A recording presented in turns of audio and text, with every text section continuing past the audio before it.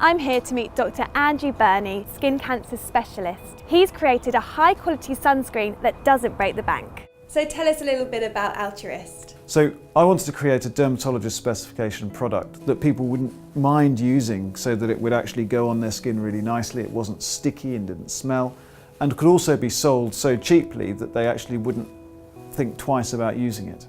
How have you managed to make this one so much cheaper? We're really not spending any money on marketing, and we've worked at every stage of the production chain from manufacturer all the way through to retail, and absolutely made the margins as small as possible because everyone in this chain really understands what we're trying to do. We're trying to do something to actually reduce the incidence of skin cancer.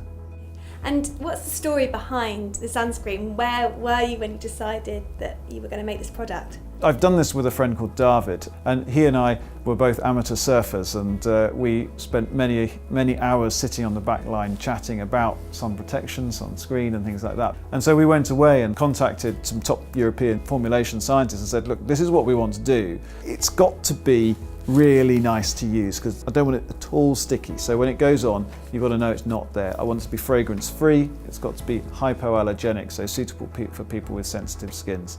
And he knew exactly what I was after, so he was able to formulate that because he believed in what we were doing. And he sent me some samples and we tried them at home. And actually my wife really doesn't like sunscreen, and she tried the Altruist samples and she went, wow, this is amazing. She's the hardest taskmaster of the lot. So actually, given the fact that she liked it, I knew that other people would too. So I wear a daily moisturiser.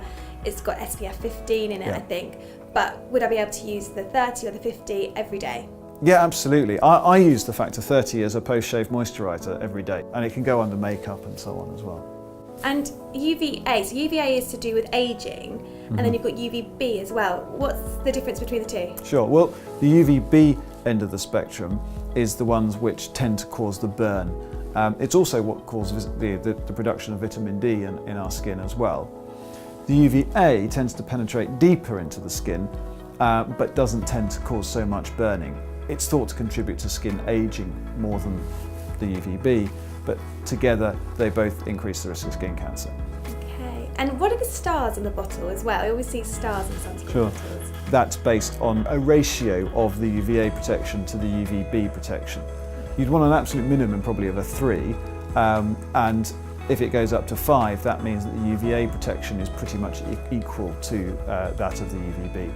Okay, and so should you be looking for factor 30 or factor 50? So if you go out into the sun and normally would burn after 20 minutes, then a factor 30, if applied in the proportions that you need to put it on in test conditions, then you could actually spend 30 times 20 minutes in the sun before you'd actually burn, as long as you keep reapplying it.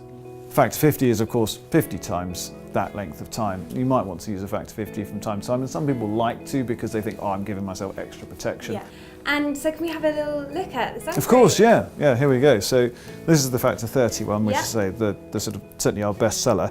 Have a try. Yeah, put a bit on there and then just try rubbing that in. And there's a little tip actually when you're applying sunscreen is to put it on in the direction of hair growth. So across your hands like that, and then sort of again down your arms like that.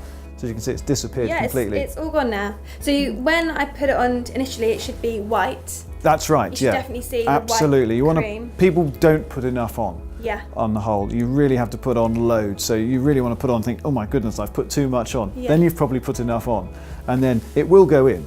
Yeah, it feels really, really light. Like I would happily put this on my face. Good.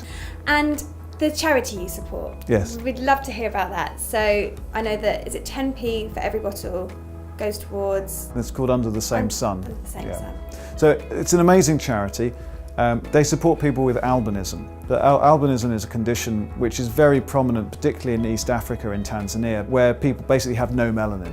And as a result, their skin cannot handle the sun at all. So someone with albinism living in Africa will have signs of serious sun aging, sun damage by the age of 10, and most are dead by the age of 40.